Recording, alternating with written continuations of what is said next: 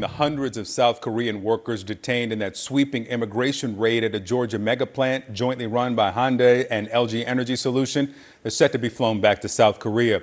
The workers were among 475 individuals detained on Thursday. This was during one of the largest immigration raids in recent history. CNN's Mike Valerio joins me now from Seoul. Talk to us about all of the variables here, because there is a constituent variable there in South Korea. There's the corporate element, the government element. What do you know?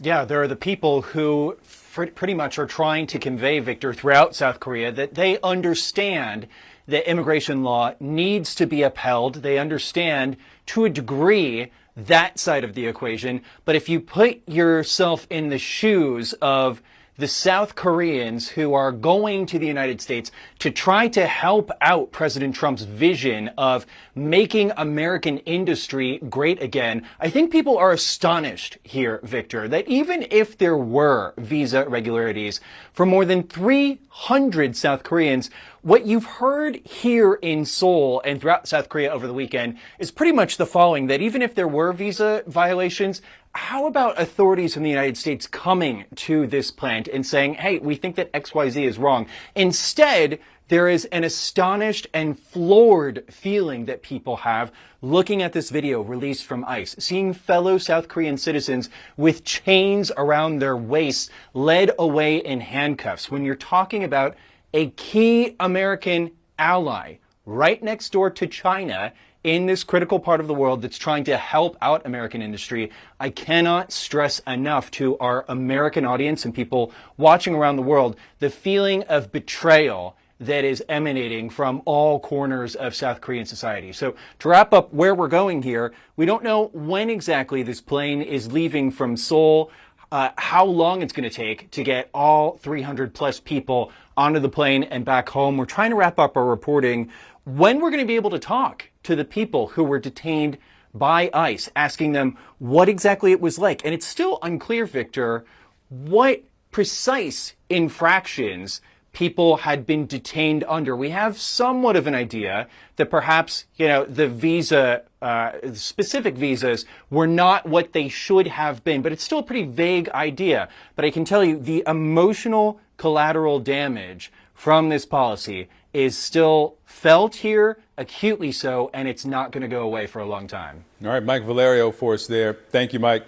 We've also learned that President Trump is said to be planning a trip to South Korea next month. This is for an economic trade summit.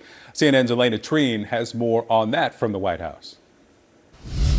So we have some new reporting that the president and his top advisors are quietly preparing to travel to South Korea next month for a gathering of the Asian Pacific Economic Cooperation Trade Ministers. That's what 3 Trump administration officials tell me. And this visit is being viewed as a very good opportunity for President Donald Trump to sit down with Chinese President Xi Jinping. I'm told that there have been serious discussions about a potential bilateral meeting between the two on the sidelines of the APEC summit, though no plans have been finalized. Now, I think it's important to point out that the officials said that the administration is viewing the expected trip, which is still being finalized, and there are questions of whether the president could add more stops on his visit.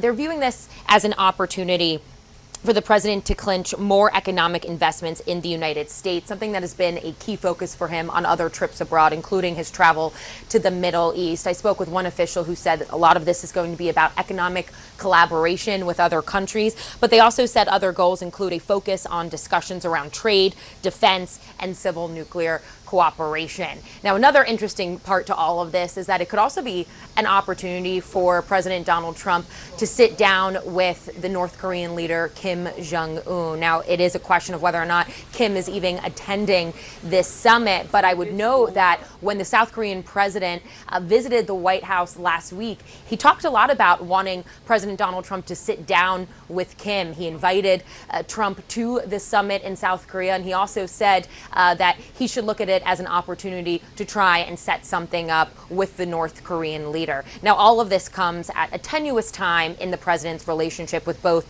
President Xi and the North Korean leader, Kim Jong-un. And that's because just recently we saw Xi hold a very big military parade, something the president referred to as being impressive.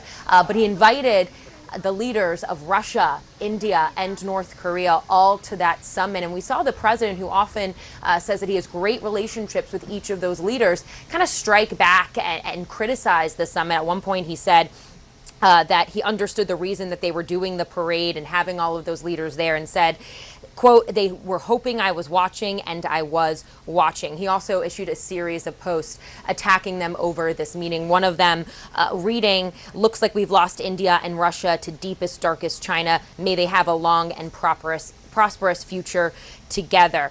All to say, there are a lot of dynamics at play when the president likely goes to South Korea next month. Another one of them, of course, being trade and the tariffs between both the United States and China. We are still gathering more information on what the nature of this visit is going to look like, but we should likely see the president heading to South Korea next month. Elena Treen, CNN, the White House.